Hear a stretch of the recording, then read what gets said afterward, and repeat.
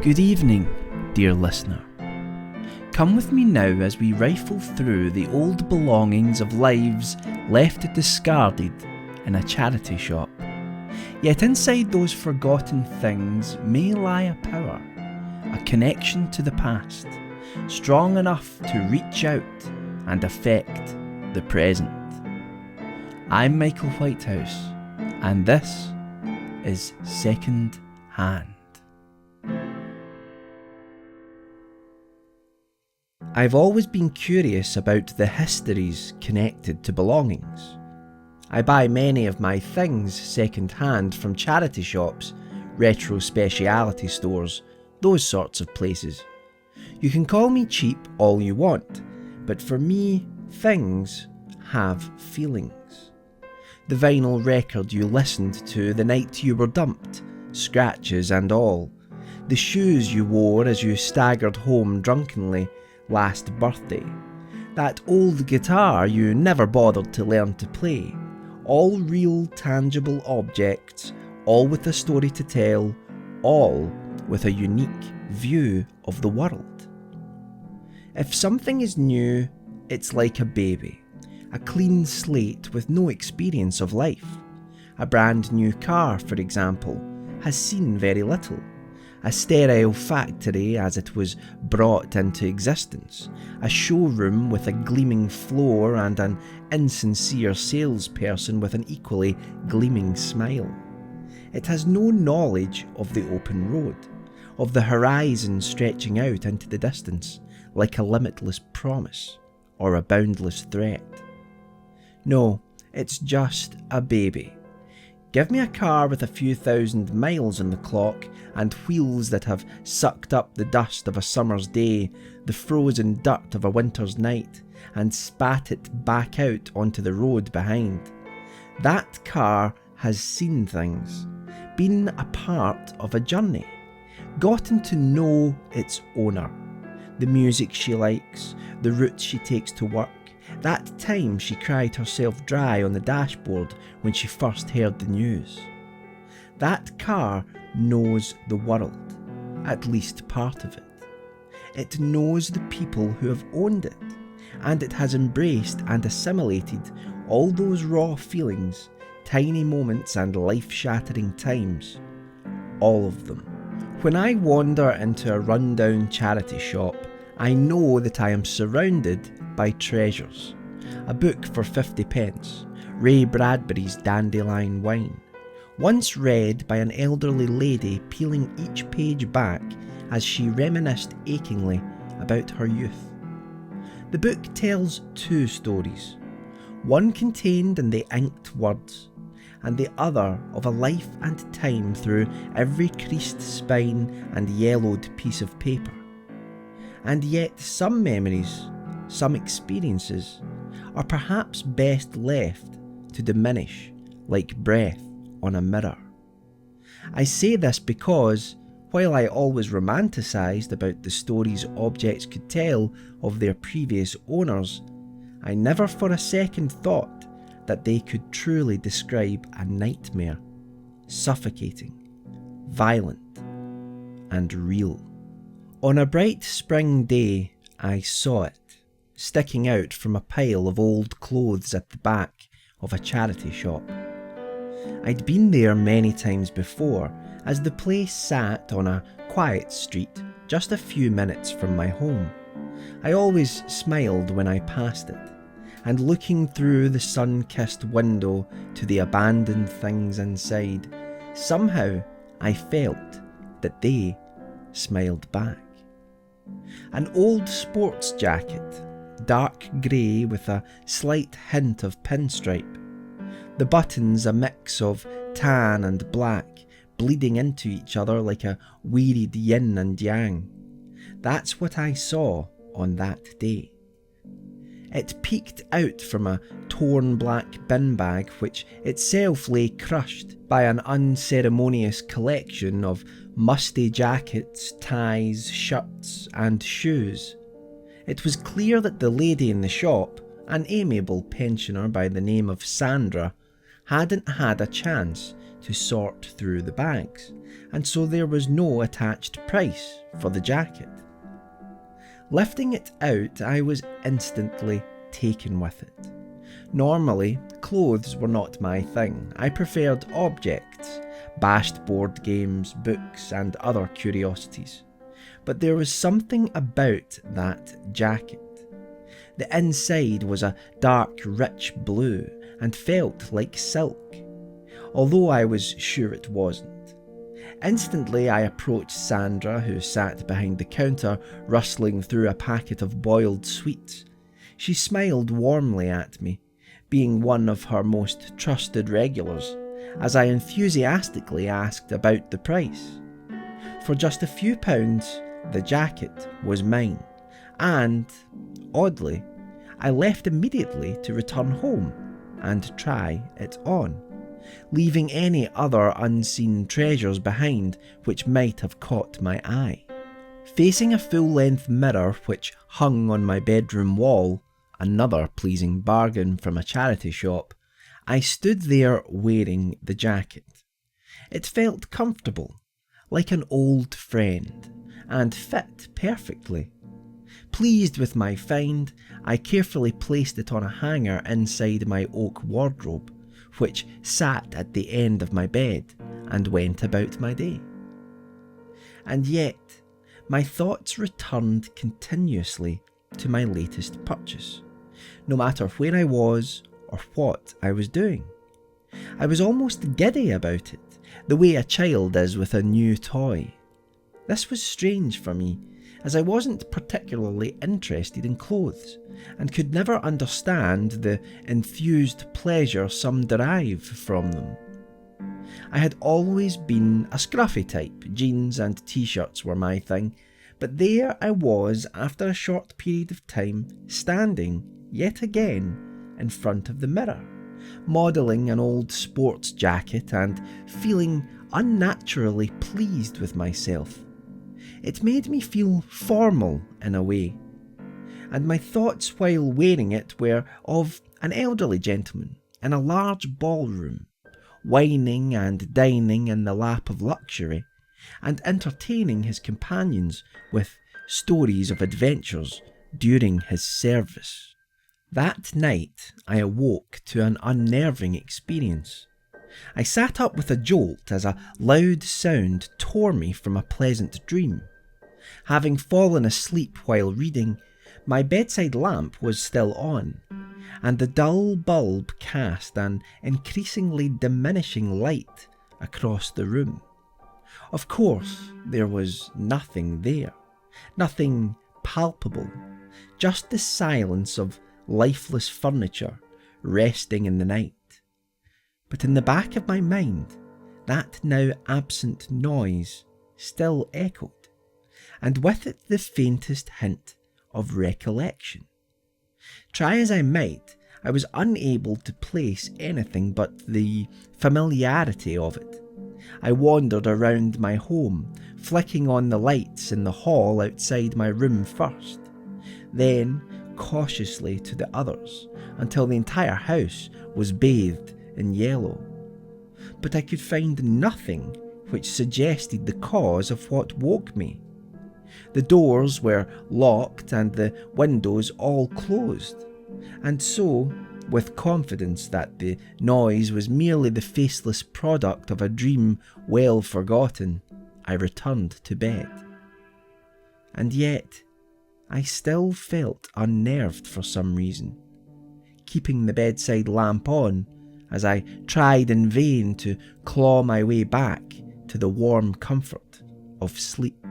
The next day I went to work, on edge due to a restless night, but again I felt my thoughts returning to the jacket in my wardrobe. How smart I looked in it, how refined. I couldn't wait to try it back on. As soon as the office clock struck 5, I rushed outside with nothing but a mumbled word to my colleagues and headed home as fast as I could. Fumbling with the keys in the lock, I made my way into my house, abruptly dropping my bag and coat on the floor, and rushed to the oak wardrobe in my bedroom. And there it was, hanging there like an empty vessel which had to be filled. I took the sleeve between my thumb and fingers, rubbing the dark grey material soothingly. With care, I removed it from its hanger and stood in front of the mirror. I was aghast at the sight of me. All my adult life I had been unkempt, my hair ruffled and messy. Wearing that beautiful jacket, it just didn't seem right. I felt ashamed of myself, of how I looked. Quickly I went to the bathroom and soaked my hair before running a comb through it forcefully. When I returned to the mirror, I looked more acceptable. My hair now shaped neatly into a side parting. Yes, I felt much more at ease, presentable even. A smile crept across my face as my mind explored the image of an elderly gentleman wearing the jacket. A man of industry, a man of experience. Yes, things do indeed tell tales. He'd seen terrible things, ordered his men resolutely. Shells and gunfire. A man of duty. Yes, I imagined the stories that jacket could tell of an old officer dining with guests surrounding him. Did they know what the captain had really done, as they sat there in their evening gowns and dinner suits? They could eat and laugh and drink and dance, but the captain, he could smile, yes, yet inside the world was turning, poisoned by the cancerous artefacts of war. The captain had indeed seen things, but he had been more than a harmless spectator. In the throes of a dream, I was pulled involuntarily from a serene slumber. Familiarity then broke the silence. A sound I knew but could not place, this time louder than the night before. It had juddered suddenly before ceasing fire. Slowly I rose from my bed and wandered between the rooms of the house to investigate, frightened by the prospect of a burglar climbing through a window. The house sat in the bow of silence, its walls lifeless and the shadows of night still and unerring. I knew the sound. I knew it. But like a reticent name on the tip of my tongue, the recollection refused to reveal itself. The following day I struggled to work, shattered by my questioning mind in the night. The noise perturbed me. It engulfed me. I was frustrated by knowing yet not knowing. Just what was that sound? 2 nights in a row I had heard it, but no sign or clue to its origin. Through the irritation of sleep deprivation, forced to falsely smile at my colleagues and surround myself with meaningless paperwork, my only comfort through the long day was to think of the jacket, that warm blanket of memory which had taken me into its embrace. Of course, I knew that the captain was merely a character in my mind, the latest in a long line of stories I had created to add sentiment to the world. But I was as fond of him as I was of his belongings. By 5:30 p.m. I was home, and, as I had done the day before, I dropped my bag and made my way to the oak wardrobe. Gazing into the mirror, I felt disappointed at what I saw. My hair was pristine, combed to perfection, but the now off-white shirt I wore to work was cheap and grubby. In fact, it was the first time I had noticed how ordinary my work appearance really was. It wouldn't do, no, It wouldn't do at all. I managed to make it just before 6 o'clock. I breathed a sigh of relief that Sandra hadn't closed the shop.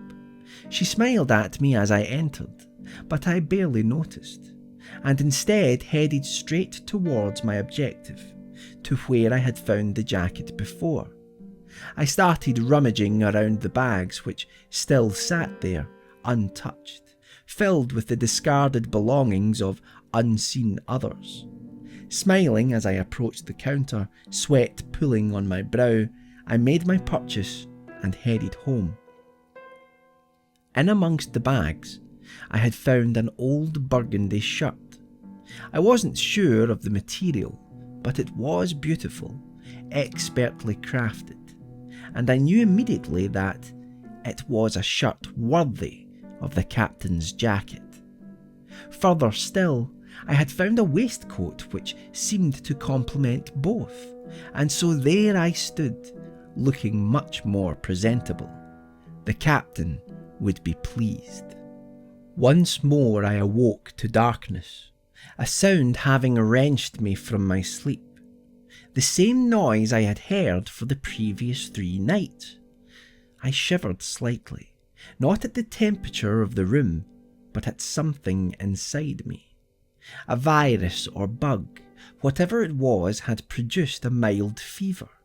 My bed sheets were soaked in sweat, and I laboured to catch a breath. Feeling too weak to investigate the sound, I lay there in the grips of a strange and skewed apprehension. The room was black, but in the hints of objects, the outlines of walls and chair and wardrobe, I looked up to see the mirror. Not vacant, no, but filled with an indistinct reflection. Like a shadow, the silent suggestion of something. The memory remains vague, but one thing has stayed with me to this day. 2 eyes, white and wide, opened to meet mine from the mirror. An accusatory, angered stare which swept over me. A strange icy coldness then took me to sleep, try as I did to resist. The following day I felt remarkably well, dismissing the reflection in the mirror as a fevered hallucination. Indeed, I seemed to have recovered from my ordeal to a great extent. I still had a temperature, however, and so called in to take the day off work. I must admit that the idea of having a day to myself was appealing, and so, after a shower and making sure I was presentable, I ironed the burgundy shirt, adorned the silk-like waistcoat, and proudly wore the jacket once more. And there I stood, facing the mirror, smiling and happy. It was only when my phone rang that I realised I had been standing rooted to the one spot for most of the day, with little or no memory of the preceding hours. Only vague, shapeless visions of light and dark shifting before me, accompanied by strange, distant knocks and thuds. This would have been a concern to anyone in their right mind, but not to me. No, I was concerned with only one thing. I still didn't look right. I left my home, the ringing phone and an open front door, to make my way steadily, almost marching, to the charity shop. Inside, Sandra asked if I was feeling well, as she was worried I looked a little peaked. But I abruptly told her to mind her own business as I waded through the unsorted bags yet again. Feverishly, I pulled a pair of dark suit trousers from between 2 faded shirts, followed quickly by an old leather pair of shoes which had lost their shine many years before, and a leather belt with a similarly dulled buckle. I can't remember if I paid for them or not. All I can recall is staggering up the stairs outside my home and to the mirror. Sickness had taken me, My stomach ached and turned as if fighting against the unseen waves of a turbulent sea below. Struggling on, my compulsion would not let go, and before long I stared ever deeper into my reflection. Perfectly ironed suit trousers, a gleaming belt and buckle, leather shoes now shined and restored, a burgundy shirt expertly pressed, waistcoat, and of course, the captain's jacket. Yes, I looked presentable. It would do nicely. Ship shape. Breathing deeply, I gazed and looked into the facsimile of myself which smiled back from the mirror. The sickness faded with each inhalation, constraining the rhythm of my pulse. The seconds birthed minutes, and those minutes bled into hours. Moments, fragmentary slivers of consciousness seeped through like a morning haze creeping between a closed blind. Voices came to me, mumbled, undefined, yet the tone was unmistakably one of anger. I saw flashes of light as I had before, and shapes of darkness moving nearby. My blurred vision continued to withhold the truth from me, the shapes trembling and shifting as if glimpsed through warped glass. A series of loud thuds, almost bangs, sounded, close yet distant. As the sun set outside, the angered voices combined, voices of countless people coalesced into one mind, one aching chant. Visions came to me, unbearable sun, a scorched earth, and finally something finite, something tangible. Soldiers. Flags unfurled by a breathless wind. Boots marching, a crowd of people frightened, and gunfire. Then there were bodies. Countless bloodied victims strewn across a patch of dirt. The voice, now distilled, drew closer. Words forced their way between gritted teeth, ringing in my ears, still muffled as if spoken through an unseen, viscous membrane. I felt weight then, a heaviness which burdened my hands, dirtied and stained. In them, I held a rifle, and as I looked up, I could see the light and dark which had shifted continuously before me, patterns which I knew now to be the bleached sky, blocked by a tall, shadowy figure. His eyes pierced my thoughts as he shouted, yelled, angered and filled with vengeance. "Open fire!" It was wrong. I knew it was wrong. Yet I raised the rifle up and pointed it at my target. People unarmed and afraid. The voice continued, carried high above the carnage, urging me on, commanding me to shoot. My finger began to squeeze the trigger as the man, that towering imperial figure which I had affectionately referred to as the captain, moved closer, screaming in my ear, the heat from his breath close and palpable. I shivered. This was not me, not now, not then, not ever. My hesitancy drew condemnation from the shadowed outline of the captain.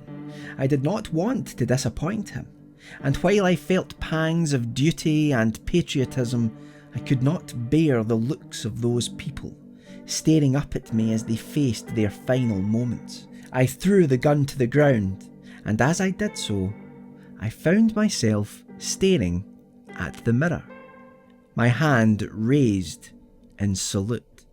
To whom or to what, I do not know. The fever now returned, an aching pain burrowing in my stomach.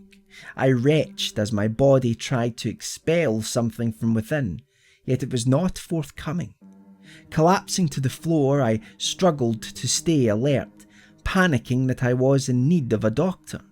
I pulled at the captain's jacket, slipping it off my shoulders and throwing it on my bed. followed quickly by waistcoat, shoes, shirt and trousers. I lay on the floor for a time, shivering, convulsing, as the sweat seeped through my skin to the floor, as if ridding me of some insipid infection. It was not until after midnight that my strength returned.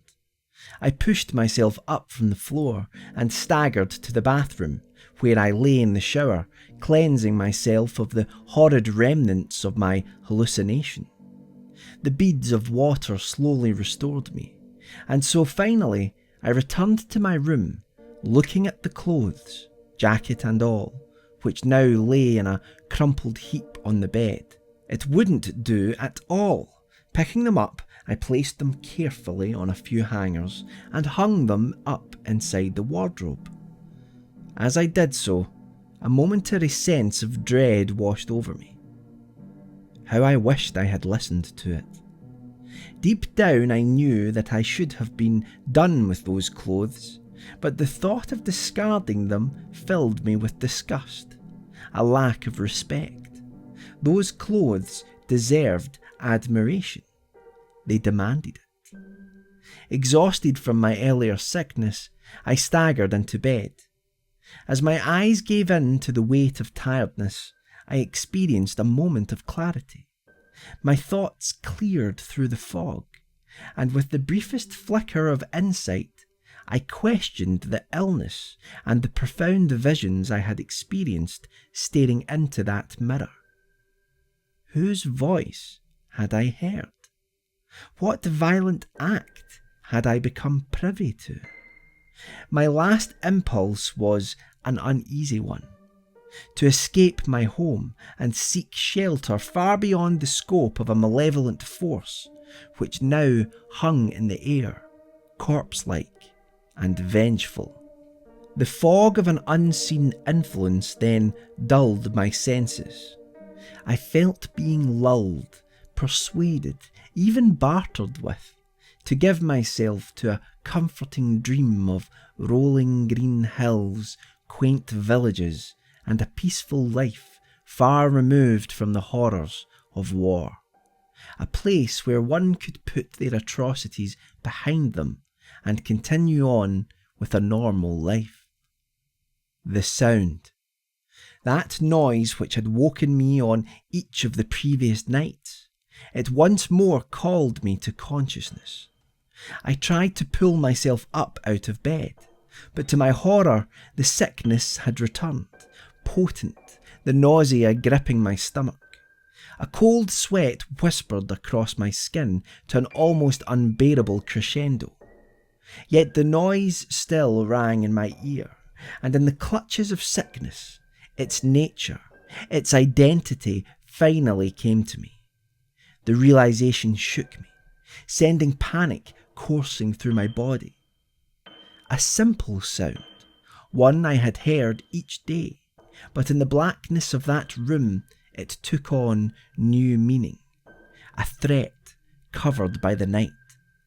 The noise came from the wardrobe, coat hangers clinking together like glasses within. I lay there frozen, staring at the wardrobe, which now appeared to me like a tomb. A standing coffin which played host to something unseen, and which infested the world outside with a stark apprehension. Holding my breath involuntarily, I waited for a sign of movement. I imagined the door slowly creaking open and revealing what lay inside. My heart raced, pounding like an unbearable drum, and in my weakened state, fear truly took hold. I felt helpless, unable to mount a defence should something unearthly climb out from the darkness. For a moment, I thought I saw a shift in the wardrobe, something moving within, causing its frame to shudder almost imperceptibly. I let out a gasp, and in that admittance of fear, that announcement of my wakened state, the truth presented itself. For there was indeed something there, something ominous and intrusive. Yet it was not inside the wardrobe. It was standing in the corner of the room, hidden by shadow.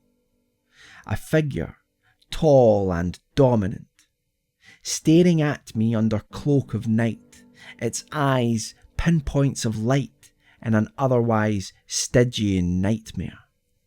Then there was a strange moment between us, a silence which provoked more fear in me than I have ever known.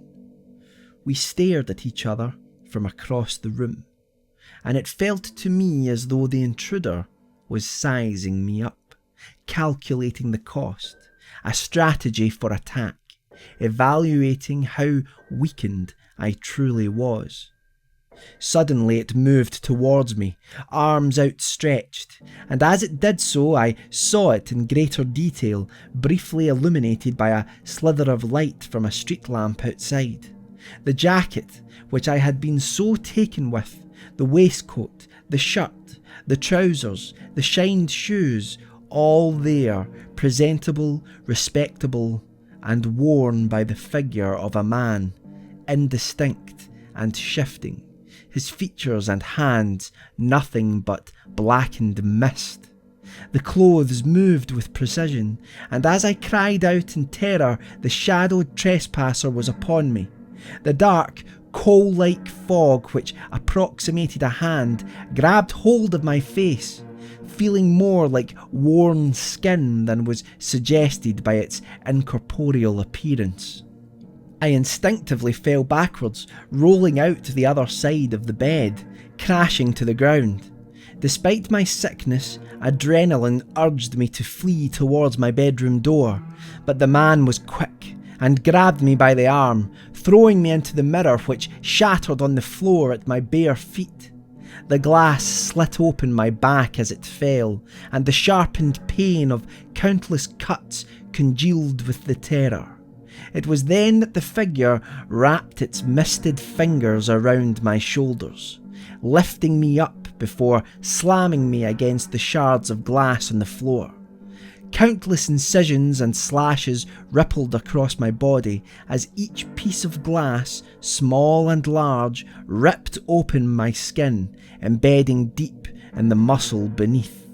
A silence fell across the room, broken only by the shifting weight of my attacker crushing glass underfoot. It was then that I experienced physical pain which I cannot put into words. The fog-like figure, prim, proper, and presentable in the captain's clothes, placed its foot upon my chest and pressed down with merciless force. Each blade, sliver, and shard of glass pushed deeper through, then under my skin, thrusting further into my body, violently encouraged by pincers of floor and unnatural foot. I could not yell, I could not cry, I could only let out an involuntary gasp of air, and as I did so, the figure finally spoke to me. "On your feet," it ordered, loud, pronounced, and with command, and in those words I knew that I was face to face with the captain. Leaning over me, his clouded hands reached out, encircling his fingers around my left arm. With ease he pulled me up off the ground. "On your feet," he screamed again, and then battered me against the glass and the floor once more. I wheezed and coughed as a searing pain ran up my side, the impact winding me. I felt a crack deep within as a rib gave in to the assault. "I said get on your feet, Private," the captain ordered, leaning over to grab me once more. Panic and pain mixed together, coursing through my veins. I knew I could not survive another attack. The fogged, darkened hands of the figure then bore down upon me, and in one last, desperate plea for survival, I clawed at something close by. A loud tear cut through the night. followed by an almost inaudible gasp. I had inadvertently ripped the pocket of the captain's jacket. My assailant staggered backwards for a moment in response, as if wounded. Quickly I grabbed a blade of glass which lay on the floor, and with every ounce of life I had left in me, I pushed up onto my feet. Launching forward, I feverishly slashed and cut, not at the shadowed man who had attacked me, but at the clothes which were the captain's Achilles heel. Smog-stained hands thrust up to stop me, but, now weakened, they could not prevent me from cutting through jacket, waistcoat and shirt. Blood oozed out of my hand as the blade of glass cut deeper into my skin with each attack, but I could not relent should the captain regain his footing. He fell to his knees as I tore, scratched and sliced at the clothes, giving me the high ground. Finally, exhausted, I sat on the bed. From there, I watched the captain lying on the floor, his strength slowly diminishing. The clothes rose and fell with each spectral breath, as the darkness, the fogged appendages and head of what lay within, faded away to nothing. I sat there in that silence, but it was not long before the pain of each fragment of glass stuck in my back returned, as adrenaline gave way to utter shock. In the black of night, I heard a word, distant and whispered from some obscure history. Mutiny. Then I was alone. After spending several nights in hospital recovering from loss of blood, 2 broken ribs and a concussion, I finally ventured back to my home. Looking at the glass broken on the floor, my blood dried and congealed. I stared at the torn jacket and other clothes which lay before me. Like the scene of a brutal murder, they outlined the figure. Shoes, trousers, shirt, waistcoat, jacket, all implying the shape of a man. I began to think that it was a damn shame. A waste. They deserved better. The captain deserved more than that. Yearnings began to build, and for a few minutes I explored the idea of having the clothes mended. Perhaps I could have done it myself, needle, thread, and all. No. I came to my senses and knew that whatever influence those belongings had, I could not yield to them. Quickly I gathered them up, putting them into a black bin bag much like those I had seen at the charity shop. An hour's drive later and I was in the countryside. I got out of the car and hiked for a while across some fields and through some woods, finally coming to a clearing. I did not know entirely where I was going, but Blackwood Forest seemed as good as any a place to do what had to be done. There I set a fire, for I did not want the ashes of those things near my home. As the flames grew, I felt a deep urge to turn back and take the captain's clothes with me. But I persevered. I resisted, and threw the wretched things in the fire. First the shoes and trousers, then the shirt and waistcoat. But just before I committed the jacket to the flames, something caught my eye. From inside the lining, which had been torn apart by my attacks, something now protruded.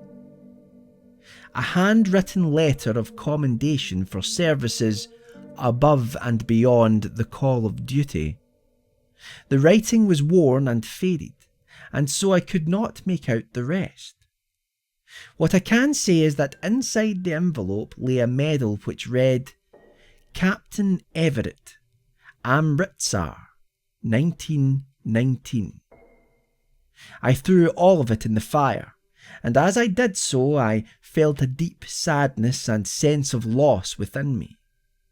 As the flames consumed the jacket and other items, the crackle of each burning ember sounded remarkably like that of gunfire, distant, long ago, echoing out from the past, or from beyond. Yes, things have more than feelings. They have memories. They soak up the thoughts and actions of the people nearby. Heartache, laughter, joy, dread. I have never forgotten those days and my brush with the captain. Often my thoughts return to the medal, which I'm sure lies out there in the countryside, blackened with soot, yet unharmed by the fire. I think of the words and the name engraved on the metal. The pull of its memory still haunts me, goads me even.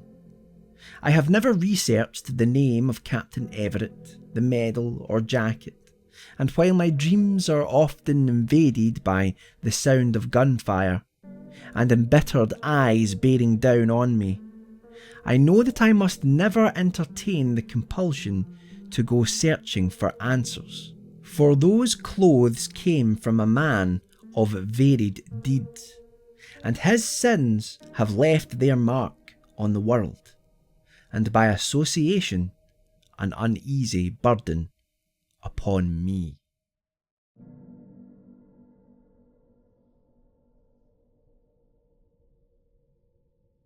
I hope you enjoyed tonight's story. You know, we all have our own personal histories, our own battles to fight. Some of them leave a mark, a scar which never truly heals. Those are the true ghosts which haunt us all. But fear them not, for no matter how dark the sky, a sunrise always follows. Good night, dear listener. Unpleasant dreams, and be sure to drop by next time for another ghastly tale.